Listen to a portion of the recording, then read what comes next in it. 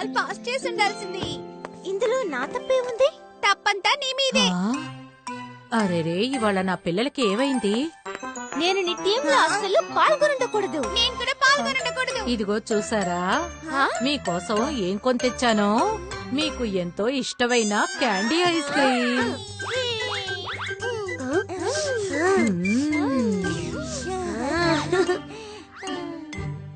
సరే, ఇప్పుడు చెప్పండి, ఇంతకీ నా పిల్లలందరూ ఎందుకని గొడవ పడుతున్నారు?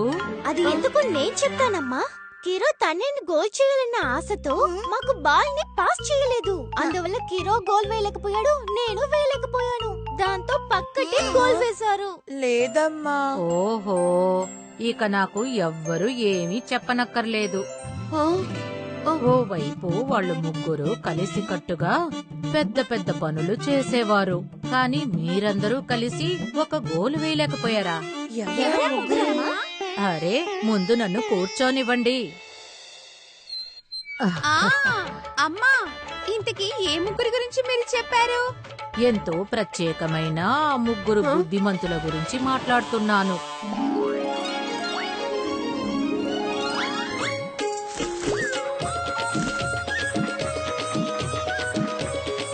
The clever brothers. నా పంచకర్రా కొంచెం కొంచెం పొదుపు చేసి ఇక్కడే కదా ఆడుతుందని ఆరేశాను.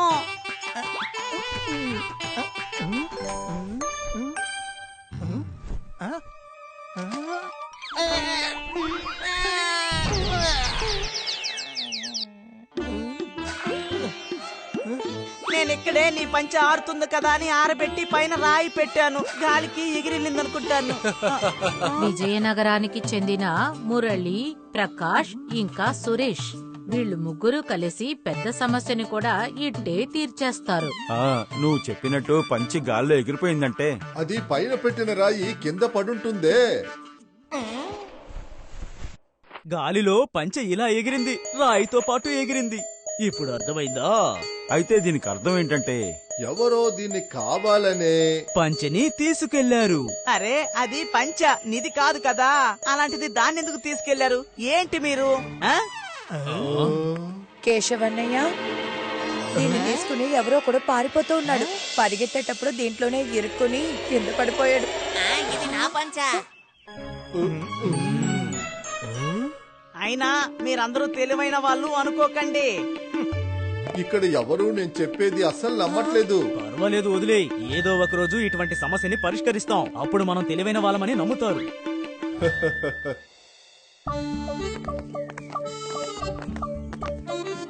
ఇది ఎలాంటి గుర్తు?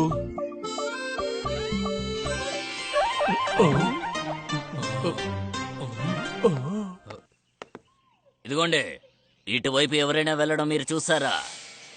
ఇప్పుడే చెబుతున్నా.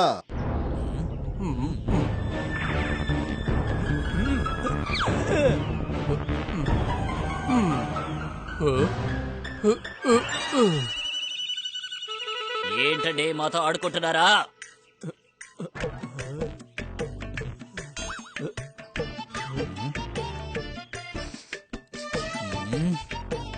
నా సమయాన్ని ఎవరైనా వృధా చేస్తే వాళ్ళకి శిక్ష ఏంటో తెలుసా? దళపతి గారు, ఏదైనా నిజం తెలిసిందా? ఈ గుర్తులను బట్టి చూస్తుంటే ఇప్పుడే ఇటువైపుగా ఒక ఒంటె వెళ్ళినట్టుగా తెలుస్తుంది. దానికి ఒకే కన్నుంటుంది. ఆ ఒంటి మీద ఒక ఆవిడ, ఒక బిడ్డ కూర్చొని ఉండాలి.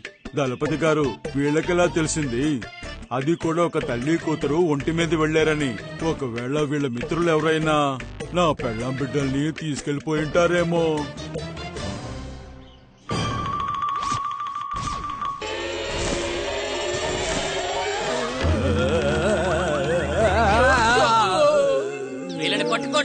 మురళి, సురేష్ ఇంకా ప్రకాష్ లను సేనాధిపతి విజయసేతు దొంగల స్నేహితులను కొని వాళ్లను ఖైదు చేస్తాడు. ఆ తర్వాత వాళ్ళని తీసుకువెళ్లి విద్యాధర్ మహారాజు ముందు నిలబెడతాడు. అలాగా?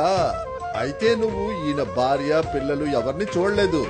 లేదు మహారాజా, మేము సేనాధిపతి దగ్గర ఏం చెప్పామంటే అది గాలి వాసన బట్టి చెప్పాం. భూమిలో ఉండే గుర్తులను బట్టి, ఆ తర్వాత దూరం చూపుతో చూసి మరే చెప్పాము. అలాగా అయితే మీరు అంత తెలివిగలవారా? అవునయ్యా. మేము ఊరికే ప్రయత్నిస్తూ ఉన్నాం మహారాజా. మహారాజా ఇది చాలా ఆశ్చర్యపడిపోవలసినటువంటి విషయం. ఇప్పుడు మీరు ఉత్తర్వులు ఇచ్చారంటే మనం ఎందుకు ఈ ముగ్గురికి ఓ పరీక్ష పెట్టకూడదు? ఆలోచించండి మహారాజా. ఖచ్చితంగా అనుమతిస్తున్నా. ధన్యవాదాలు మహారాజా. చూడండి, మా వీరులు మీ దగ్గరికి ఒక పెద్ద పెట్టెని తీసుకునొచ్చి పెడతారు.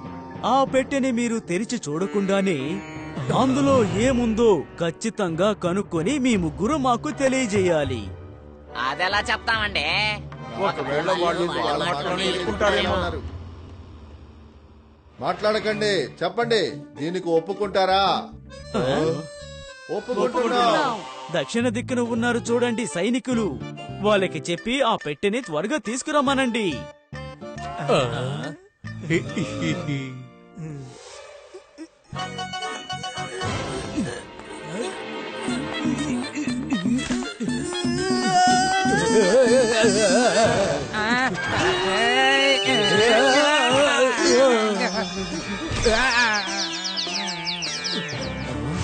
ఇప్పుడు చెప్పండి, ఆ పెట్టె లోపల అసలు ఏముందో అని. దీని లోపల ఏదో గుండ్రటి వస్తువు ఉంది. ఆ గుండ్రటి వస్తువు దానిమ్మ పండు. దానిమ్మకాయ. ఎవరున్నారు వీళ్ళు? మహారాజా, ఈ పెట్టె లోపల దానిమ్మ పండే ఉంది. ఇంకా పచ్చిగా ఉంది. మహారాజా అయినా ఇది ఎలా సాధ్యం? విషయం ఏంటి సారంగా? నిజంగానే దీని లోపల పచ్చి దానిమ్మ ఉందా? అవును మహారాజా. నేను ఒప్పుకోను. ఈ పెట్టెని వెంటనే తెరవండి. ఆ? ఆ? సాధ్యం కాదు. దీన్ని ఎలా మీరు కనిపెట్టారు? మహారాజా, వీరులు ఈ పెట్టెని తీసుకొచ్చేటప్పుడు ఈ పెట్టెలో ఉండే ఏదో ఒక వస్తువు దొర్లే శబ్దం వినిపించింది. దాని ద్వారా మాకు తెలిసింది ఇందులో ఉన్న వస్తువులు గుండ్రంగా ఉంటాయని. ఆ తర్వాత గుండ్రంగా ఉండే వస్తువు దానిమ్మ పండని ఎలా తెలిసిందంటే నిబంధన పెట్టిన మన మంత్రి గారు దక్షిణ దిక్కులో పెట్టెన పట్టుకున్న సైనికుల్ని లోపలికి పిలిచారు. ఇంకా అదే దక్షిణ దిక్కునే మీ దానిమ్మ తోట కూడా ఉంది. ఇంకా వీరుల చెప్పుల్లో మట్టి, దానిమ్మ చెట్టు ఆకులు చూసాం. దాని ద్వారా మేము అర్థం చేసుకున్నాం ఇందులో ఉన్న గుండ్రమైన వస్తువు దానిమ్మ పండని.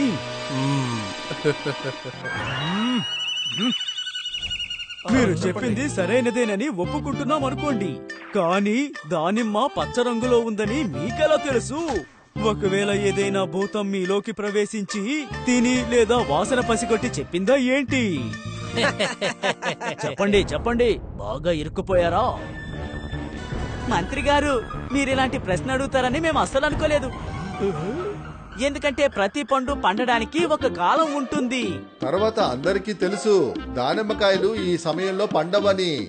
దానిమ్మ పండు పండలేదంటే అవి పచ్చిగానే ఉంటాయి కదా మహారాజా. ఇప్పుడు నేను నమ్ముతున్నాను. మీ ముగ్గురులో ఉండే ఆ జ్ఞానము నన్ను ఆశ్చర్యపరిచింది. క్షమించండి మహారాజా, దానివల్ల వీళ్ళు దొంగల కారని నిరూపించలేరు. కానీ చూడకుండా వీళ్ళలా తెలుసుకున్నారు అంటే ఈయన భార్య పిల్లలు ఇటువైపే వెళ్లారని, అది కూడా ఒంటి మీద కూర్చుని. మహారాజా, అక్కడ ఉన్న మట్టిలో ఒంటి కాలి అడుగుల్ని చూశాము.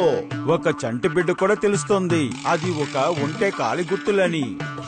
అది సరే, ఆ ఒంటి కన్ను గుడ్డిదని మీరు ఎలా చెప్పగలిగారు? ఒకవేళ అదే వచ్చి మీతో చెప్పిందా ఏంటి? ఖచ్చితంగా లేదు. ఎందుకంటే అటువైపు వెళ్లిన ఒంటె ఒకవైపే గడ్డి తిని వెళ్ళిపోయింది. ఎందుకంటే మరోవైపు పచ్చగడ్డి చాలా ఎక్కువగా ఉంది. తర్వాత మీరు ఇది కూడా అడగొచ్చు, ఆ అమ్మ కొడుకు ఆ ఒంటి మీదే వెళ్లారని మీకెలా తెలుసు? ఎందుకంటే ఏం జరిగిందంటే వాళ్ళ అమ్మ బిడ్డ కాలి అడుగులు ఏమై ఉంటాయంటే కొద్ది దూరం ఆ ఒంటె కాలి ముద్రలతో పాటు కలిసి వచ్చారు. కానీ వాళ్ళు ఒంటె మీద కూర్చున్న తర్వాత తన బిడ్డ కాలి ముద్రలు కనిపించలేదు. అందుకనే వాళ్ళిద్దరూ ఒంటి మీద కూర్చున్నారని అనిపిస్తోంది. వీళ్ళు చెప్పేది నిజం మహారాజా. ఇదిగో ఈయన భార్య ఇంకా పిల్లలు ఒంటి మీద సవారీ చేసి ఇంటికి సమయానికి వెళ్లి చేరుకున్నారంట. ఏంటి? నేను వెళ్ళొస్తాను మహారాజా. మీరు దయచేసి నన్ను క్షమించండి. అనవసరంగా మీ మీద అబండాలు వేశాను. నేను ఇప్పుడు బయలుదేరతాను. అద్భుతం. మీరు ముగ్గురు చాలా అద్భుతమైన వారు. మీలాంటి అద్భుతమైన వాళ్ళు ఎప్పుడూ నా మనసులోనే నిండి ఉంటారు. ఏమంటారు మంత్రి గారు? అలాగే మహారాజా. తర్వాత వాళ్ళు ముగ్గురు ఈ విధంగా పనిచేసి వాళ్ళెంతో బుద్ధిమంతులని మహారాజుకి తెలిసేలా చేస్తారు. ఎంతో దూరం నుంచి జనం ఆ ముగ్గురి జ్ఞానం మీద నమ్మకంతో వాళ్ళని వెతుకుంటూ సమస్యలతో వచ్చేవారు. అర్థం చేసుకున్నావమ్మా. వాళ్ళు ముగ్గురు ఒకటిగా కలిసి పని చేయగలరంటే మన వల్ల ఎందుకు కాదు? తర్వాత గేమ్ లో నేను బాల్ పాస్ చేస్తాను. తర్వాత మనం దాన్ని 1 కాదు 2 కాదు 3 గోల్స్ వేసి వాళ్ళని ఓడిస్తాం. 3 ఎందుకు? మనల్ని ఎంతో ప్రేమగా చూసుకునే అమ్మ ఆశీర్వాదం ఉండగా ఎక్స్ట్రా ఇంకో గోల్ వేయాలి కదా. అందుకే మనం 4 గోల్స్ వేసి అవుట్ చేద్దాం. చేతులివ్వండి.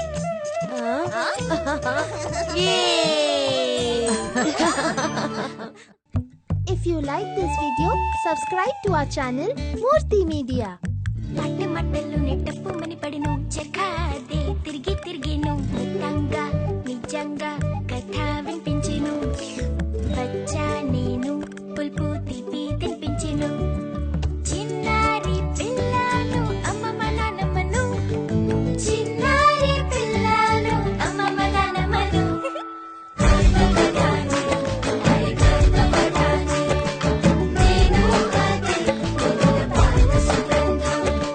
చిటికెలో మాటతో చక్కని నిజం చెబుతాను.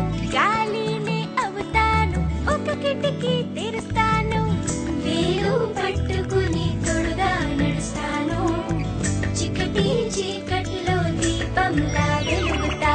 పాకెట మట్టిలో సువాసన పంచుతా.